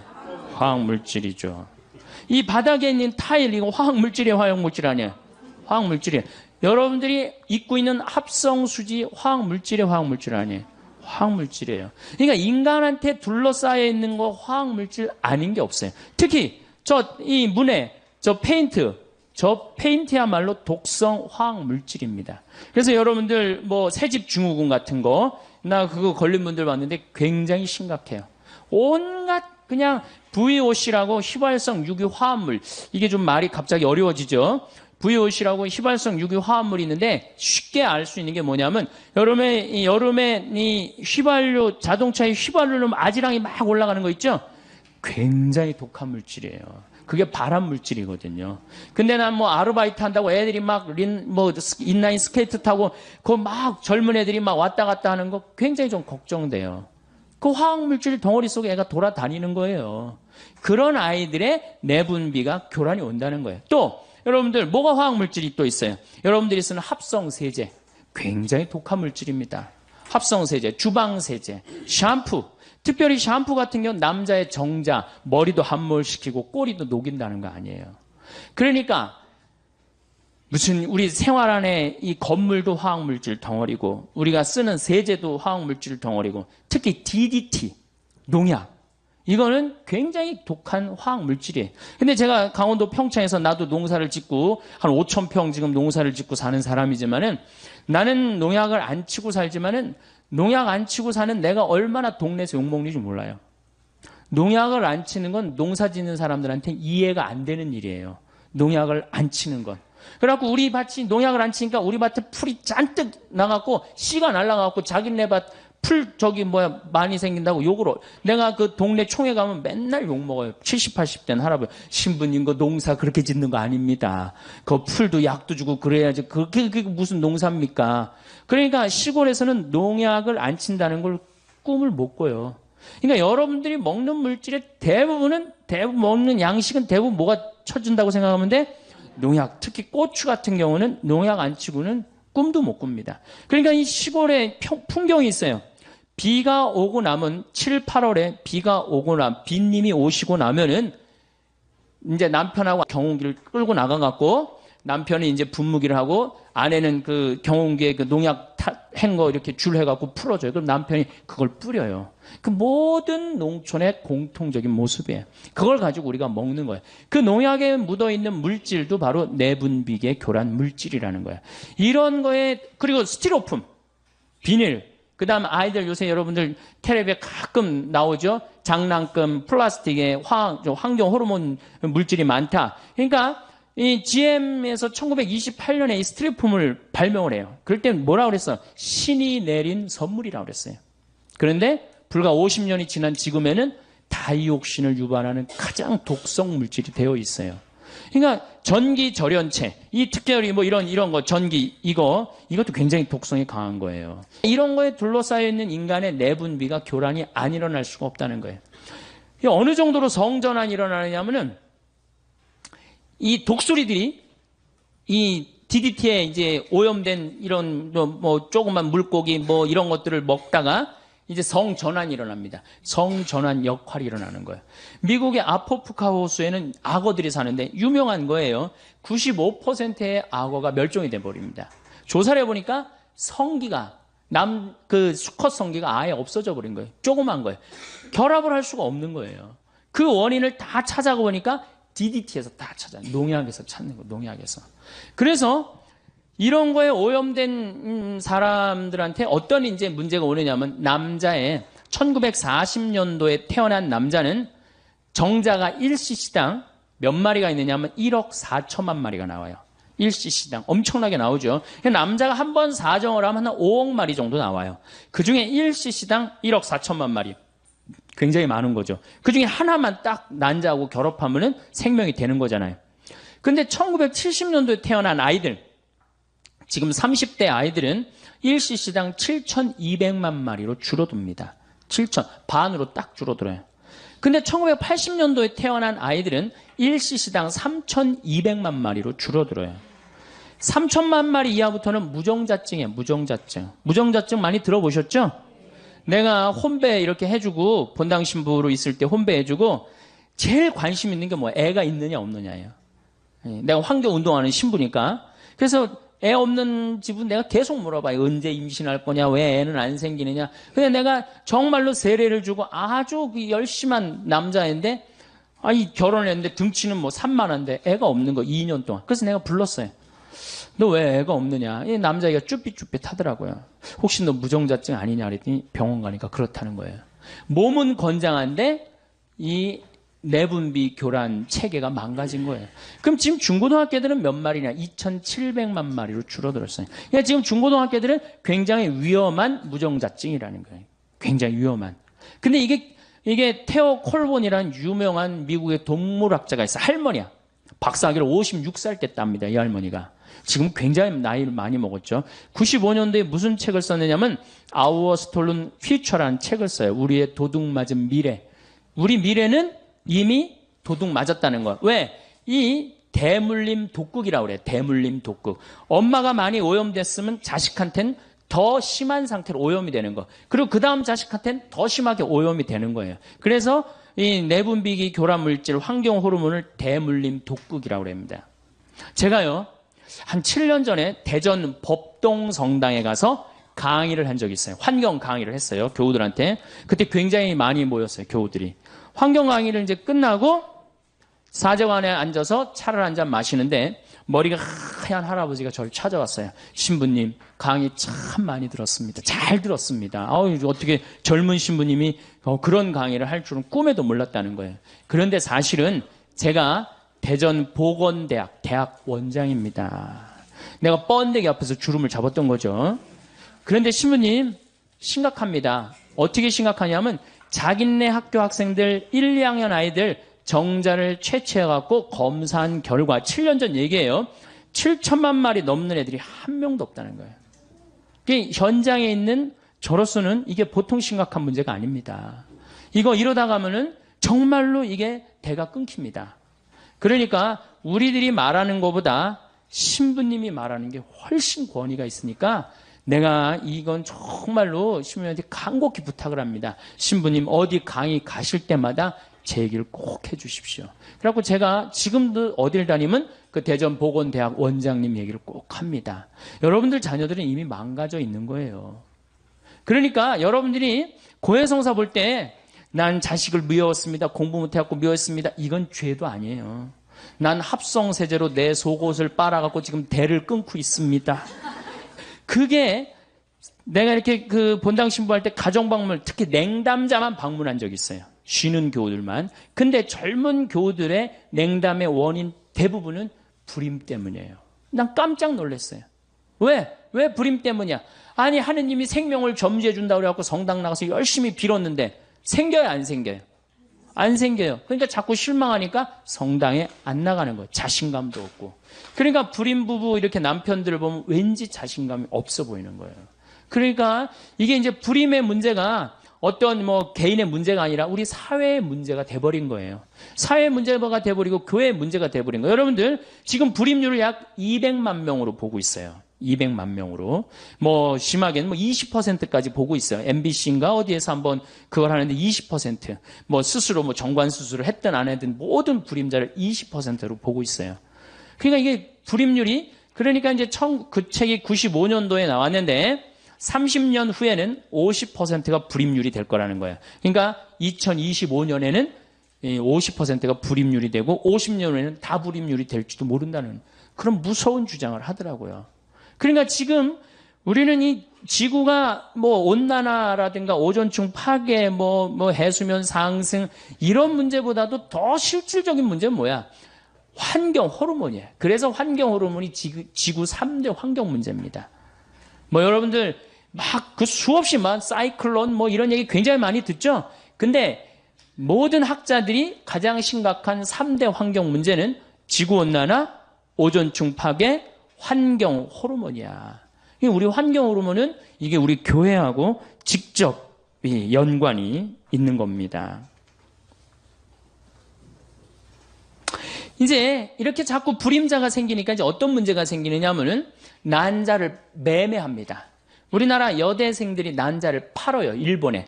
이 지금 정자수가 제일 많이 줄어드는 나라가 일본, 우리나라, 프랑스예요. 왜? 일회용품을 제일 많이 쓰는 나라가 일본, 우리나라, 프랑스예요. 일회용품. 일회용품에 많은 문제가 있어요.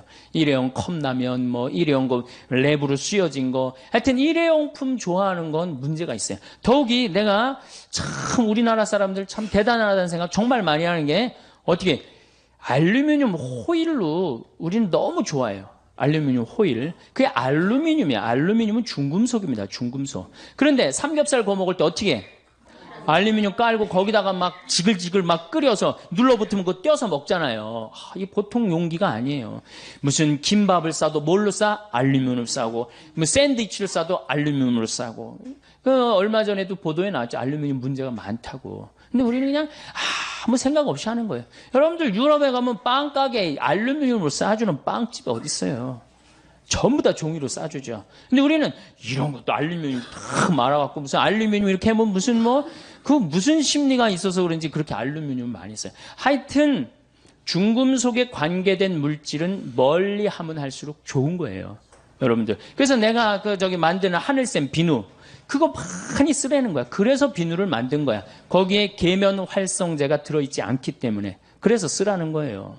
뭐 그냥 괜히 비누 팔아먹기 위해서 그러는 게 아니고 우리 생활에 제가 암 걸린 사람들이 우리 환경센터에 연락을 많이 합니다. 그 비누 써는. 왜? 의사 선생님 화학 물질이 들어가 있는 펜틸페놀, 비스페놀, 이 노닐페놀이 안 들어간 합성 세제를 쓰라는 거예요.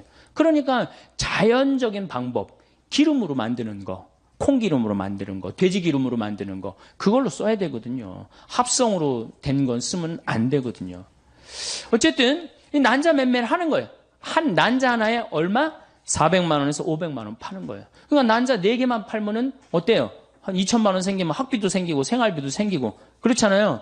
그럼 난자 여러분들 어때요? 난자 몇 개 맨날 없어지는 거 그거 팔아갖고 누이 좋고 매부 좋고 다 좋은 거 아니에요?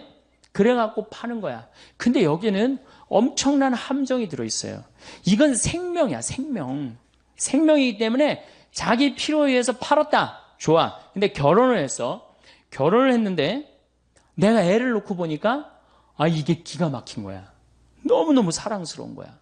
막 너무 이뻐갖고 발가락도 깨물어 보고 그냥 손가락도 빨아보고 너무너무 사랑스러운데 내가 5년 전에 판 그 난자의 그 주인공은 어느 하늘 아래서 살까? 이 생각하면 그때부터 미치기 시작하는 거예요. 그때부터. 걔는 또 실질적으로 자기 엄마가 육체적인 엄마가 누군지도 모르고 자라는 불행이 생기잖아요. 이게 난자 하나를 500만 원, 600만 원에 파는 문제가 아니에요. 생명을 사고 파는 노예제도보다 더한 시대로 지금 떨어지려고 그러는 거예요. 다른 나라는요. 그게 얼마나 조심스럽게 접근을 하고 있는데요. 굉장히 위험한 거거든요. 생명의 문제이기 때문에 우리 인간 질서가 무너질 수 있는 거거든요. 생명의 문제이기 때문에. 그래갖고 우리 교회가 지금 해야 될 일이 분명합니다. 지금 생명의 질서를 유지하는 거, 이거는 우리가 꼭 해야 되는 거예요. 이제 생명윤리를 다시 합시다. 정말로 창피한 일이죠.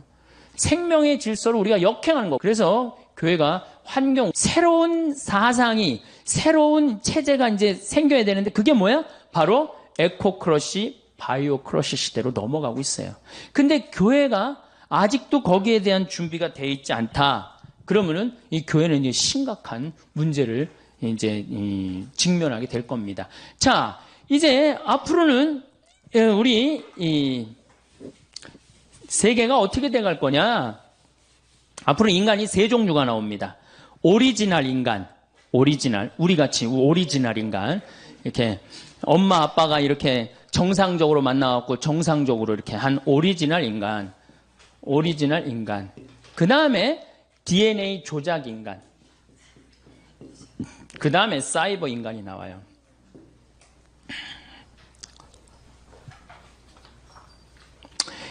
오리지널 인간에 대한 얘기를 좀 할게요. 이 오리지널 인간들은 앞으로 살아가기가 굉장히 힘들어요. 왜 살아가기 힘드냐면은 공기 오염됐죠? 먹을거리 오염됐죠?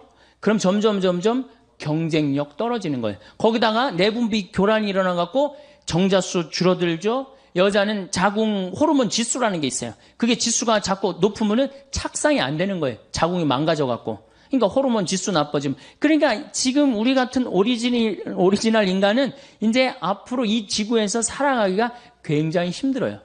그 다음에 이제 어떤 인간이 나타나냐? DNA 조작 인간이 나타나요. 자, 얼마 전에 영국에서 기가 막힌 법안을 하나 통과시킵니다. 어떤 법안을? 이종 교배를 통과를 시켜요.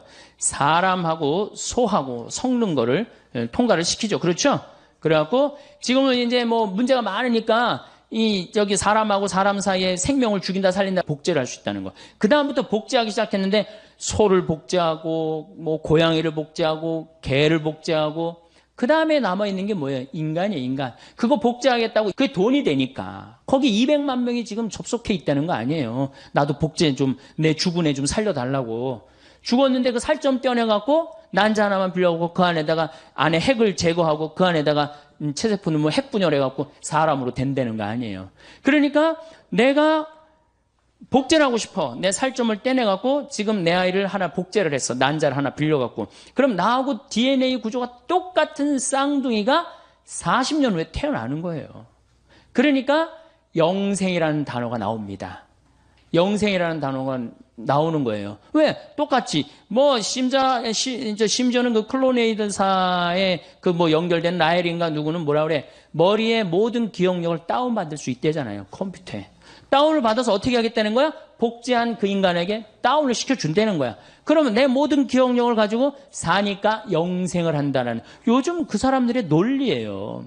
무슨 하늘나라 영생 이거하고 정말 완전히 멀어지는 거예요. 그러니까 지금 이 시대의 격변을 우리가 읽어야 돼요. 이 시대의 격변을 읽지 않으면 점점 사람들은 교회를 떠나요. 언제까지나 여러분들 이 휴머니즘이 나올 때 우리 뭐라 그랬어? 너희들 그렇게 이렇게 인간적이고 사악하다, 불태워 죽이고 결국은 다 떠난 겁니다. 교회가 이 시대를 이끌고 나가려면 어떻게 해야 돼? 그 앞에 나가야 돼요. 그 앞에 나가고 그 상황을 끌고 나가야 돼. 그래서 그런 위험 요소를 다 제거하고 나가는 게 빛과 소금의 역할인 거예요. 이 DNA 조작 인간이 굉장히 능력이 특출하네. 눈도 4.0으로 만들 수 있다는 거예요. 다리도 이 말다리 같이 그냥 근육이 불뚝불뚝한 다리도 할 수 있고, 점핑도 뭐 한 5m, 6m씩 할 수 있고. 그러니까 이제 이게 혼용될 때는 오리지널 인간은 DNA 인간한테 지배를 받을 수 있다는 거예요. 지배를 받을. 그 영화가 뭐야, 여러분들? 이제 사이버 인간하고 오리지널 인간하고 싸우는 영화가 뭐야? 유명한 영화 있잖아요. 아니, 터미네이터 말고. 에? 그렇지. 역시 수녀님이. 매트릭스라는 영화가 뭐예요? 사이버 인간하고 오리지널 인간들은 다 지하에 들어가갖고 사이버 인간들이 이 오리지널 인간을 죽이려고 그러는데 그 하나가 나타나갖고 합의를 보잖아요. 당분간 놔두자고. 맨 끝이 그렇게 끝나는 거 아니에요. 세상은 그렇게 가고 있는데 말 들을 사람 아무도 없다는 거예요. 자, 그 다음에 이제 사이버 인간. 요것도 머리가 아주 지끈지끈. 아주 요새 신부하기 힘들어요. 이 사이버 인간, 여러분들 2000년도에 어떤 로봇가 나온다고 그랬느냐? 2000년도에 청소하는 로봇가 나온다고 그랬어요. 2010년도에 환자 돌보는 로봇가 나온다고 그랬어요. 2020년에 가갖고 이렇게 대화해주는 로봇 나온다고 그랬어요. 2030년에 원숭이 수준의 로봇가 나온다고 그랬어요. 2040년에 인간 수준하고 비슷한 로봇가 나온다고 그랬어요. 2050년에 인간을 뛰어넘는 로봇가 나온다고 그랬어요. 근데 지금 2008년인데 어디까지 나왔어? 원숭이까지 나왔어요. 원숭이 수준의 로봇까지 나왔어요. 그 대표적인 로봇가 아시모. 소니사의 아시모 아시죠? 키 요만한 애가 얼마 전에는 자선 음악회 G도 나와서 했어요. G도. 걔 월급도 받아요. 월급도. 뭐 상징적이겠지만은 로봇의 여러분들 지금 우리가 로봇가 시키는 대로 지금 많이 하고 살아요. 신호등 빨간불 서라 그럼 우리는 딱 쓰는 거예요. 파란불 가라 그럼 가고. 예?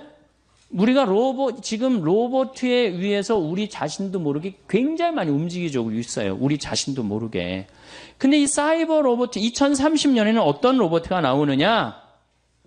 부인을 만들 수 있다는 거예요. 부인을. 예. 부인 로봇. 잠자리도 같이 해줄 수 있는 로봇 정도 수준이 나온다는 거예요. 이거 어떻게 할 거야? 그런데도 천주교가 계속 그럴 거야? 계속? 그래서 이제 이 환경 호르몬 문제에 있어서 우리 교우들이 꼭 알아야 되는 거는 우리 가톨릭 교회가 저는 많은 경우 환경 운동을 오해하는 경우가 있어요. 오해하는 경우. 그 데모하는 사람들이 환경 운동가로 알고 있는데 또 환경 운동가 자신들도 데모하는 사람으로 본인이 알면 안 돼요. 이제는 그래서 난 환경주의 시대야 이제. 이건 운동의 차원을 넘어섰어요.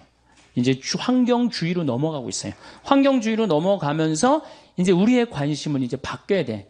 교회의 관심도 바뀌어야 되고 우리의 삶의 관점도 바꿔야 돼요. 우리가 그 사회를 변화시키는 게 사회 복음화예요. 그래서 이제 지역적인 문제로 우리가 환경운동을 해서는 안 된다. 그래서 특별히 여성들, 이게 이제 여성들이 이제 큰 문제죠. 왜 여성들이 문제예요? 생명을 다루는 주인공이 누구예요?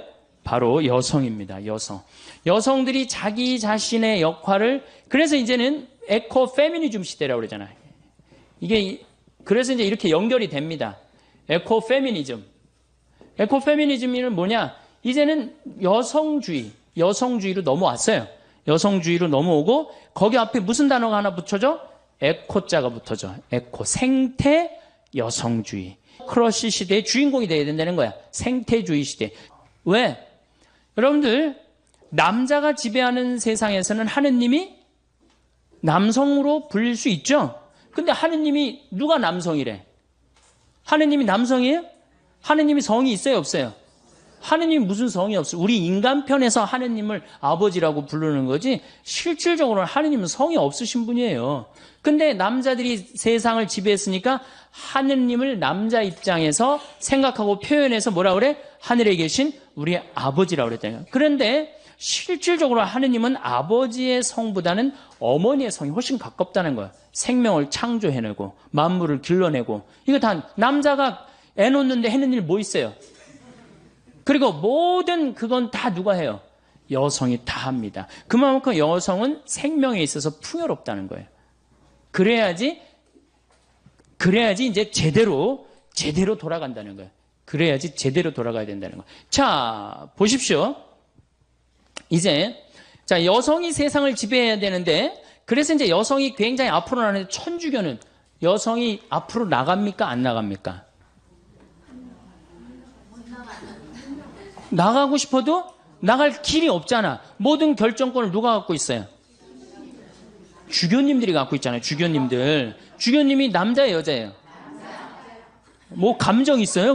남자라는 말에 이렇게 굉장히 감정이 실려요. 또 신부들이 전부 남자예요, 여자예요? 남자죠. 이게 우리 교회의 이제 이 핸디캡이에요. 제가 서울시에 양성평등 교육을 나갑니다. 양성평등. 왜냐하면 여러분들 이 개발도상국에서 선진국으로 올라갈 때 여성의 사회 참여율이 10%가 증가를 합니다. 내 자식만 서울대학 보내면 된다는 거기에 아주 미쳐갖고 사회에 관심이 없어요. 그래도 여러분들은 지금 이 사회보고학교 나온 여러분들은 선구자예요, 선구자. 정말 대단한 분들이에요. 제가 이제 천주교, 개신교, 불교 대담을 나간 적이 있어요. 원음방송에서. 근데 개신교에서는 누가 나왔냐면은 여성 목사님이 나왔어요. 그 다음에 불교에서는 그 쓰레기 봉투 제로 운동하는 스님이 나왔고, 그 다음에 그 원음에서는 그 여성 원무님이 나오고, 그 다음에 이제 천주교에서는 제가 나가서 대담을 하는데 밀려요. 왜? 내가 무슨 나도 농산물이라든가 이걸 잘 알지만은 여성 두 분한테 말이 안 되더라고요. 지금 가장 많은 주제가 뭐야? 먹을거리 아니에요. 근데 우리 지금 천주교에서 전부 다 남자들이 거기에 남자 신부님들, 우리 주교님들이 그 쇠고기에 대해서 여성들만큼 아주 뼈저리게 막 그런 위기의식을 느낄까요? 우리는 그 정도로 넘어간단 말이에요. 그 정도로. 그러니까 이 접근 방법이 굉장히 많이 틀린 거예요. 그래서 여성들이 한국 천주교에서, 한국 천주교뿐만 아니라 세계 교회에서 여성들이 깨어나지 않으면 천주교는 계속 추락하게 돼 있어요. 계속. 벌써 명예 자리를 하나 넘겨줬죠? 뭐 이슬람교가 우리보다 인구가 많아졌어요. 믿는 종교가. 이슬람도 독특한 종교지만은 어쨌든 가톨릭이 자꾸 떨어져요. 가톨릭이 자꾸 떨어져요. 이 떨어지는 이유가 한쪽 날개로 날아가기 때문이에요. 남자 날개로만 날아가기 때문이에요. 남자 날개로. 그래서 이제 양쪽 날개로 날아가는 시대가 온 거예요. 시대는 그렇게 변하고 있어요. 시대는 환경의 시대로 넘어가고 있어. 환경의 시대. 그래서 이제는 교황님이 뭐라고 그러셨어요? 이제는 모든 이 지구에 사는 한 사람 한 사람이 환경을 걱정하고 환경을 개선하기 위해서 노력해야 된다. 교황님 담화 한번 보세요. 가족, 환경, 지구 공동체, 이거에 대한 문제를 언급을 하세요. 지금 성당 질 때가 아니야.